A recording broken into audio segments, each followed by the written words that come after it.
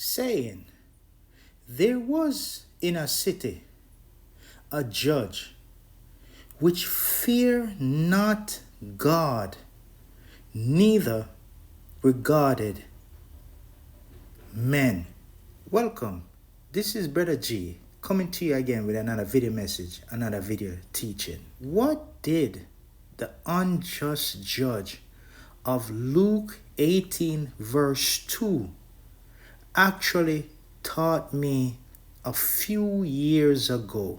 The question I asked myself about this parable, allegory of this unjust judge was how was it possible for an unjust judge to be in such high place of authority, judicating between or amongst people?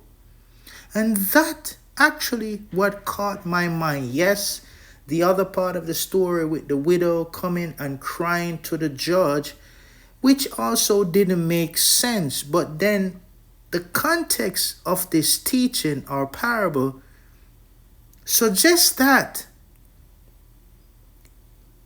this judge did not regard God, neither man. And this was very, very, very interesting to me, that Jesus would use such a parable of a judge not regarding God and not regarding men. And one of the questions then I would ask myself, then who does this judge regard to be able to be sitting in such a high place of authority? How is it possible that a judge, an unjust judge, would be in such a position to advocate or to judicate amongst people? And this is what caught my attention for years. So this judge was able to secure a seat to judicate amongst people, yet this allegory or parable suggests that, or clearly teaches that, this judge neglect his job. And so because the woman nagged him, he was able to move on her behalf. In other words, this judge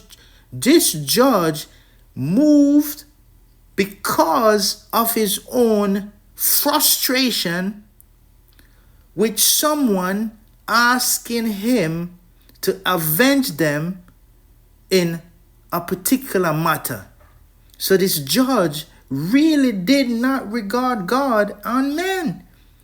We all know that parable, allegory, comes from somewhere.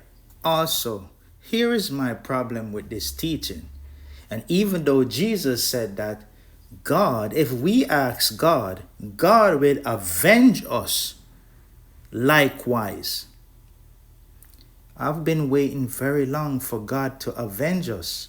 And we've been praying for a very long time. And we've been praying for a very long time, fasting for God to avenge us. Maybe we didn't say that clearly. And God has not avenged us. It's almost like the prophet who sat on the wall and he was looking, waiting for God to do his justice that he said to his prophet. And we are waiting, and we are waiting, and we are waiting still. We're still waiting and praying. But what if the answer is even in this allegory? What if the answer is in this parable? I believe this allegory represents something that is actually real.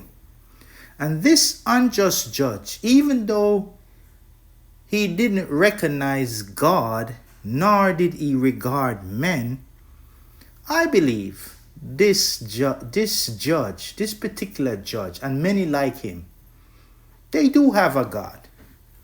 They do have a God. Maybe they don't have the God that we serve, but they have another God.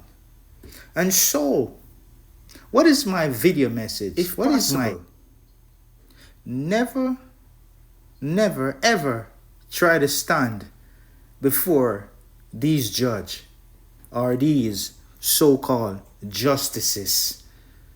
Because if you're not a widow and you can't cry and he taking pity on you, who's going to come on your behalf?